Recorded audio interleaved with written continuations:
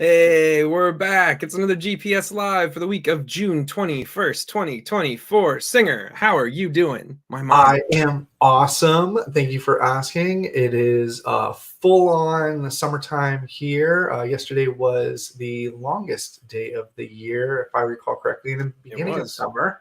And tonight's a Uh, full moon. It's a double yeah, whammy here in the weekend. and in fact, I didn't realize this, but here in Florida, we got 14 hours of sunlight, and all the way in Alaska, they received 24 hours of sunlight yesterday. That's what. Nope. No, thank you. I need my dark. I So, need to sleep. yeah, definitely interesting. But never forget, right? While we may sleep in the evenings, the perpetrators and hackers are always out to get Yeah. us. So, how are you doing, Tristan? I'm doing really well. We're kicking off some good stuff. We're coming to the end of the blah, blah, blah, end of the month. End of Which the means quarter, end of H1. exactly end of month, end of quarter. Which means that we've got a lot of fun stuff coming up real soon in the next month for like the great ransomware report that'll be coming out. So we're gearing up on stuff like that and doing a lot of research, and that touches on some of the stuff that we're going to talk about today. But yeah, things have been going really well. And before we actually dive into those stories and go any further, what we want to do is one, thank all of our viewers for giving us some time on a Friday, or if you're watching this on demand. Thank you for joining us and giving us some time later on in your week, or early in your week, I guess technically. Go ahead and let us know where you're from, or what your thoughts are on any of the stories that we talk about. We love involving you guys in the conversation as we get comments in. But really importantly, what we have to go ahead and say is that the views and opinions that Jonathan and I express are our own. They don't necessarily reflect GuidePoint Security's official views, or just two guys talking about cybersecurity stories that we found interesting and the reasons why we found them interesting. And nothing that we say on this show in regards to, attacks or hacks or vulnerabilities or anything like that is necessarily meant to distinctly disparage or promote any one company. We try to keep it to reporting on the news unless things get really egregious. If they get really egregious, then sometimes maybe some of that personal opinion slips through. But I think this one is one that probably most people are in agreement on. It seems for a long time we've heard a lot about this. For our first story, Jonathan, the U.S. Department of Commerce has banned Kaspersky Labs from being sold. Kaspersky Labs products from being sold in the United States. Yeah. Now, if some of you play really along closely with what's going on, as you can tell, there's a challenge on a global political scale right now. And Kaspersky Labs historically happens to be one of those many companies that does come out of Russia originally. Now, this particular ban isn't just, a magic blanket ban. There is a timeline that has been laid out. And so because of this Moscow-based company, we're looking at a prohibit of sale starting on July 20th. And this is specific to U.S. customers. So our Commerce Department is basically stepping in and saying, this is going to be a risk to U.S. companies. This is going to be something that we've already addressed here at the government level, and now corporations need to be considering this also.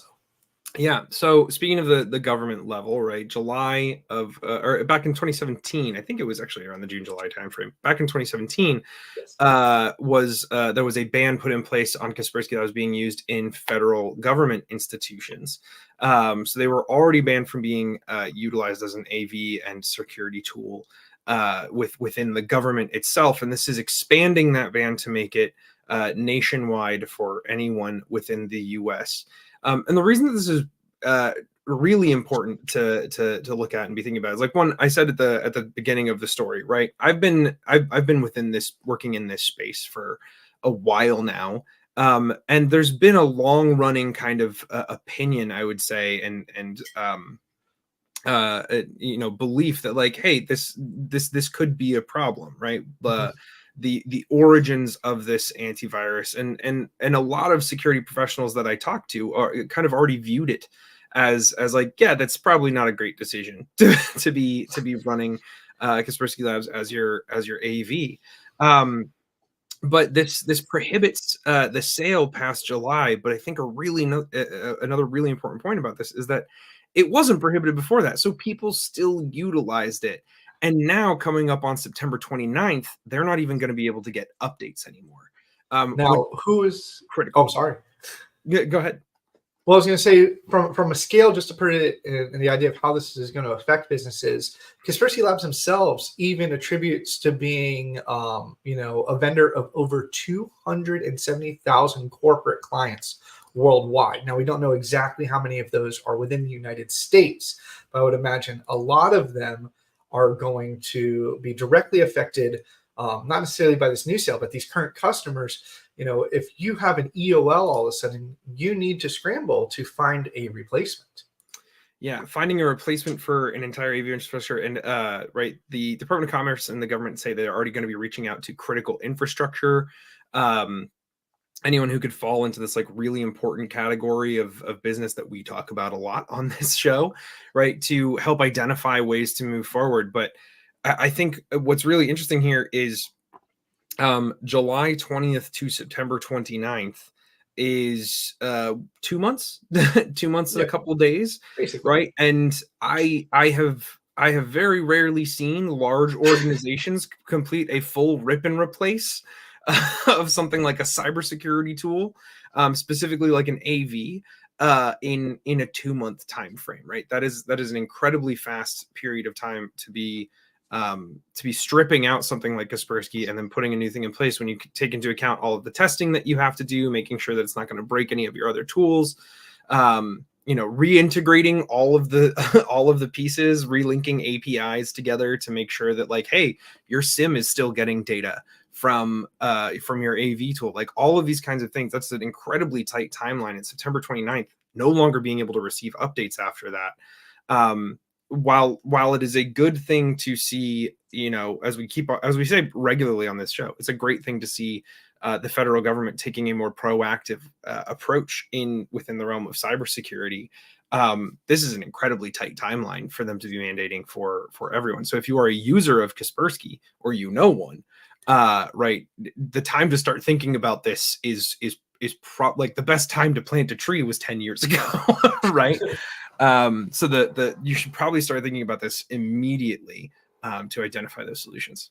Now, this concept of where software companies are feared to be sharing with an adversarial government entity is no stranger, especially with what's going on with other businesses that we've talked about here on the show. For instance, the potential of TikTok being banned, and the idea that the government within China is requesting access and to users' data that may or may not include American customers.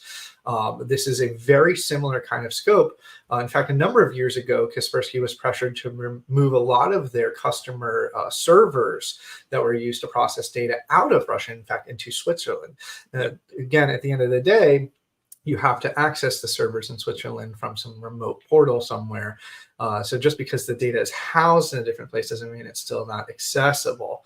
And these are the kind of discussions and arguments we're seeing with a number of different pieces of software across a variety of mediums, simply because of who or where the origin company is based, and the kind of government decisions or requirements that it has on businesses within those locations, whether it's full access to the customer user data, or potentially, without a moment's notice, requesting access to perform espionage on its customers, right? And again, we're just simply assuming that these things may happen in the future. So this is a preventative step from the government's position.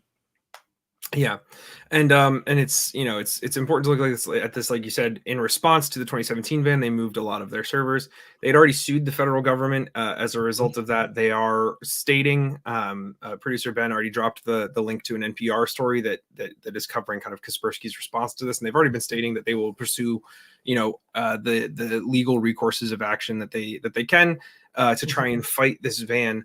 And for their part, right, they do say that they cannot deliberately obtain sensitive data on Americans, and that their operations and employees in Russia can only access like aggregate kind of anonymized statistical data.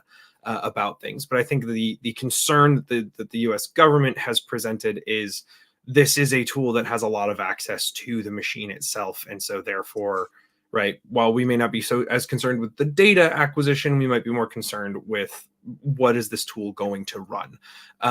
There's a lot going on, and it's a very kind of complex, layered issue. But the reason that we wanted to talk about it is because it is going to affect so many people within the cybersecurity space who are suddenly scrambling to figure out how they're going to install a new AV on 2,000 computers. And just from the perspective of being a cybersecurity company like GuidePoint, this also affects a lot of people that work for Kaspersky here in the United States. So I can imagine that you'll be receiving influx of resumes from folks that are looking for new roles, since they will be no longer relevant. Yeah, that would. I wonder if that is a part of the plan that people aren't really covering in the media. But I wonder if there is a plan for supporting the people that are suddenly going to be very unemployed.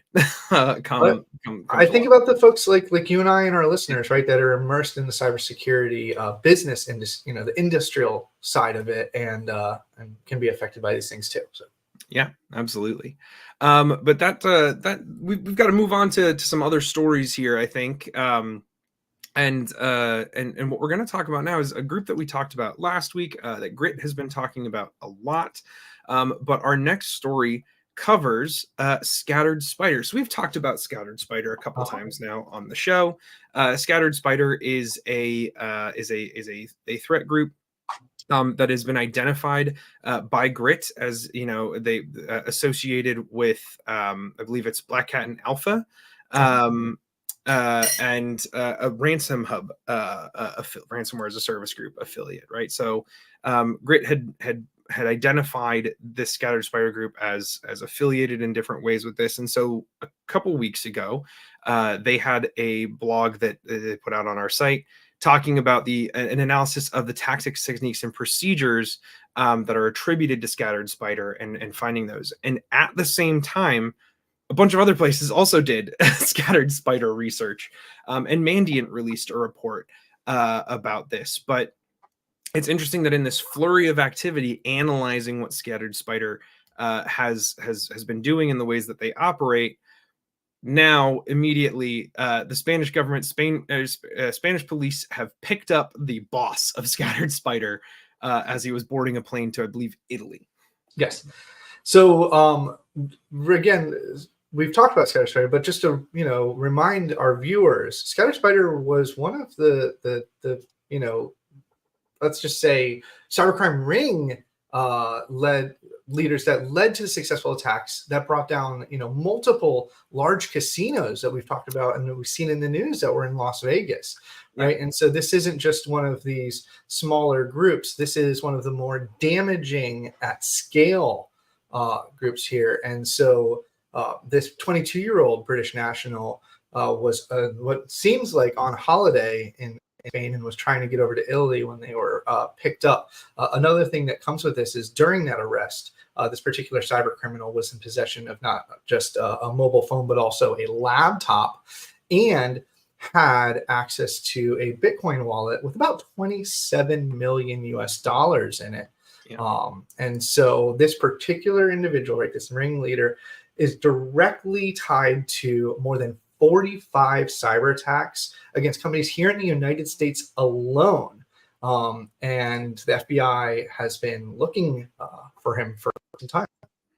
Yeah. And, I think, mentioning the things that he was caught with, obviously everyone these days is going to have a cell phone, but it rings a little bit more poignant in this particular story because of the means and methodology that Scattered Spider is known for employing. So Scattered Spider is known for very successful phishing and impersonation in order to gain access to organizations, and that includes credential harvesting and SIM swapping. So they have been very successful at gaining initial access to the organizations that they attack by doing things like a SIM swapping technique to just kind of impersonate other people and other devices, or gain access to two-factor authentication, and then access these organizations.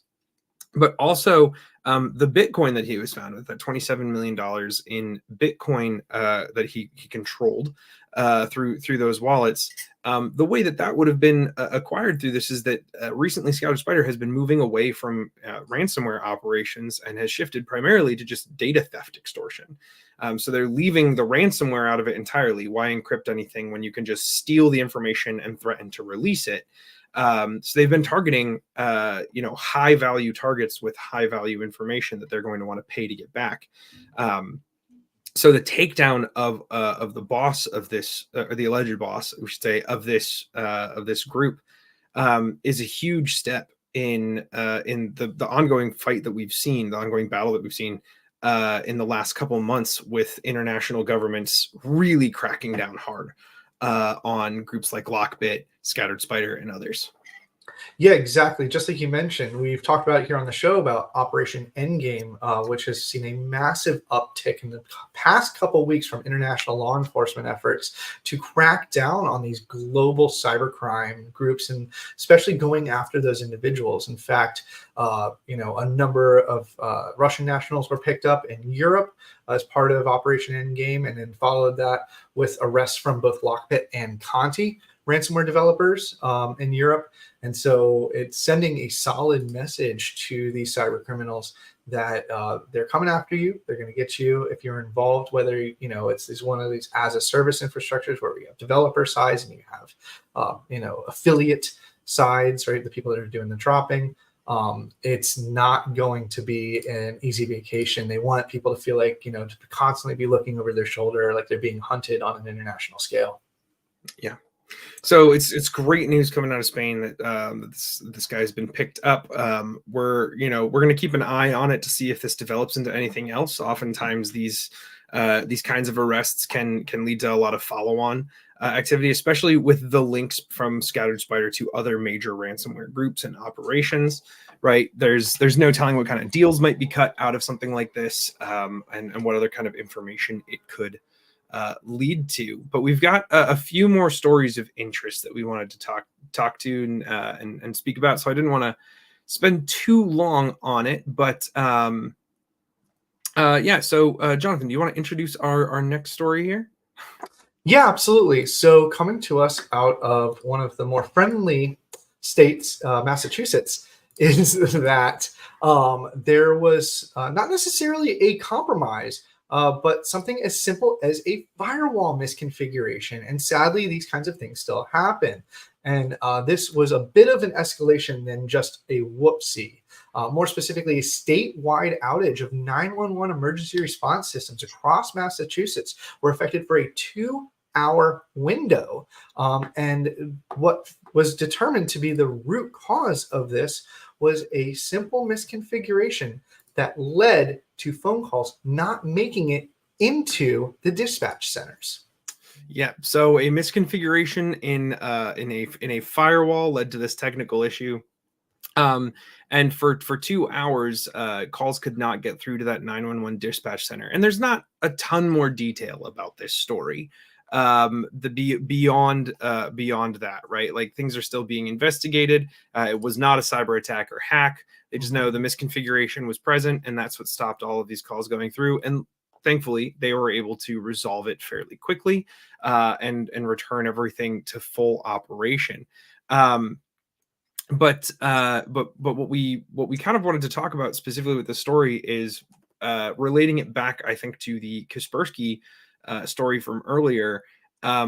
Is the importance of what's being your own worst enemy, I guess, when it comes to cybersecurity, right? Like avoiding becoming your own worst enemy, because these tools that we're deploying constantly have so much access and so much control over our day-to-day business and lives, that paying attention to those really granular, fine details of these things is an incredibly important facet of the cybersecurity lifecycle. And when it comes to something like ripping and replacing an antivirus software, that's the kind of thing that we need to be thinking about. Now, I am fully guilty. I have accidentally locked myself out of a server before, but through an SSH misconfiguration, and I imagine many of the Linux fans out there have done the same at some point Oh, yeah. in their career. But the reality of these kinds of things just bring to the forefront that we need to be, continuing to take this type of stuff, even from an IT perspective, very seriously, where you test some more. I mean, we all do this in the patch world. Just because Patch Tuesday rolled out doesn't mean we deploy all those Windows updates, because that can lead to a blue screen. And so in the same kind of sense, having firewall configurations, whether you have a failover system or you test those kinds of things in off service hours or service windows, or have some kind of fallback routine ready to go in case there is a critical misstep. Now, just to make it clear, what specifically happened here was that inbound calls were not successful, but there was a way to identify who was still calling in. And that allowed the 911 dispatch center to then return the phone call back outbound to those individuals. So it wasn't a complete, offline disaster, but there was a disruption in the standard flow or flow of events that happen in these kinds of scenarios. The other thing too is it did happen right in the middle of the day. We're talking 1:15 to 3:15 p.m. on a Tuesday. So it's safe to assume that there were calls that were probably happening during that time. As reported in what we were reading from the article coming to us from Security Week, that there were no major incidents during the disruption. And I could imagine that fail-safe protection systems will be implemented in the future. And it should be a lesson to all 911 call centers or other emergency services across the country, that these kinds of simple typos or mistakes could potentially happen in your environment too, and just be prepared on how to address that. Whether it's a stop of service in an emergency center or stop of service at the business level. Imagine what would happen if Amazon was offline for even a couple minutes, the number of sales that they would potentially lose. Yeah, and it's important to note too, actually, I just realized about our language that we're using to talk about this, because we've pulled a couple different stories, we've looked at a couple different things, and we've seen the word security glitch, we've seen misconfigurations, we've seen errant. It is important to note that the language that is being used specifically by the vendor in this case and by, I believe, the Massachusetts state government is that this was a technical glitch. So it may not have been like a full-on, like someone flipped the wrong switch, but it may have been just like a collision of rules, right? Like a technical glitch that in the system that led to like kind of a cascade thing going on. So we want to be very, very clear about what we're saying here is that inspecting these things beforehand, like Jonathan was saying, testing these things in a as close to live environment as possible. Now, when it comes to a 911 call center, you don't really have that downtime, right? You don't have the 5 p.m. to 9 a.m. time to test. But setting up kind of your lab environments, your realistic scenarios, and allowing this to run, mirroring your environments so that you can test things in that real world application. That's what's so incredibly important about this. And when you're talking about something as important as a firewall that controls access to your entire network, or to your phones in this case, or something as as granular and deeply embedded in your systems as something like whitelisting software or antivirus tools, right? That get to determine whether things run at the machine level or not. It's incredibly important to always be testing these things. This is actually a very different story than something that we would normally cover, right? Yeah. But we're kind of looking to expand that cybersecurity conversation that we're having on the show. But we do have a couple more stories we do want to round up in our next 5 minutes.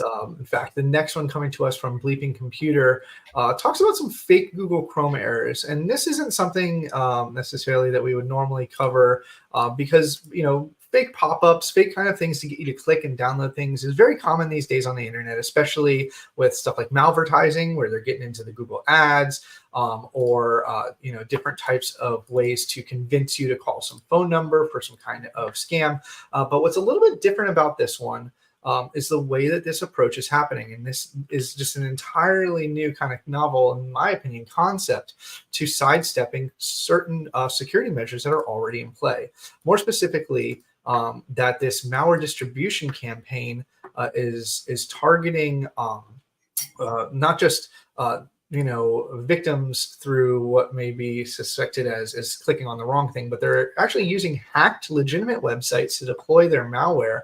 And there was something that you called out before the show that I thought was a little bit different when it comes to what we call sandbox detection, right? Which from a technical perspective is when malware gets on a computer, it looks at the computer, because sometimes if you're in a lab environment or a sandbox environment for testing or containment, the malware doesn't want to give up all of its secrets. It doesn't want to do the detonation necessarily. Oh,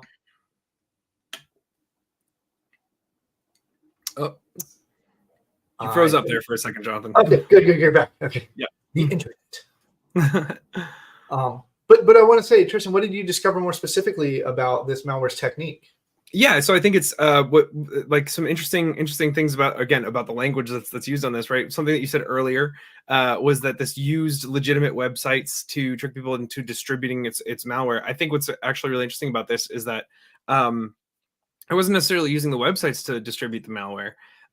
It was tricking the users into grabbing the malware themselves. So what these pop-ups were doing is it was using a combination of Google Chrome and Microsoft Word and OneDrive, and it would throw up a pop-up saying that there's been an error in Chrome. And they just had a button in the pop-up that said copy fix. And what you would do is you would, and also a refresh page button, which is very clever because the website was compromised. So you would click refresh page and the error would come up again, making it look more legitimate.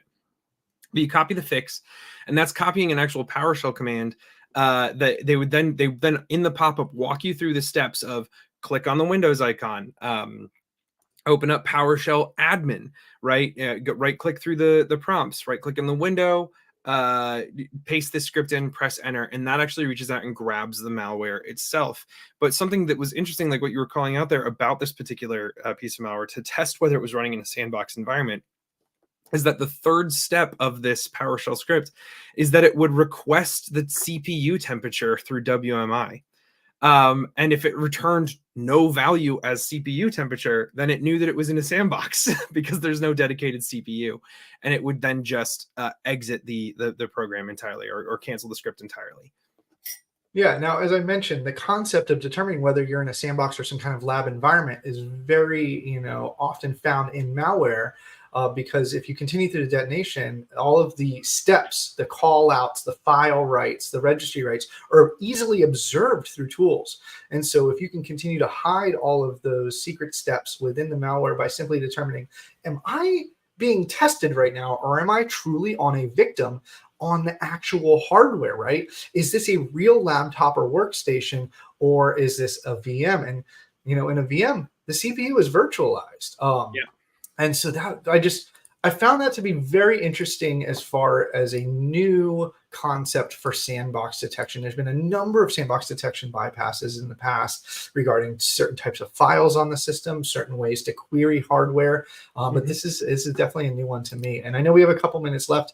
It's a very simple and nuanced one. It is. It's really great. It is. If we want to follow up, we have one small little article, which is actually a follow-up on something we have covered historically here on the show, which is out of Australia. Medibank suffering from a cyber attack a number of months ago, in fact, over a year ago.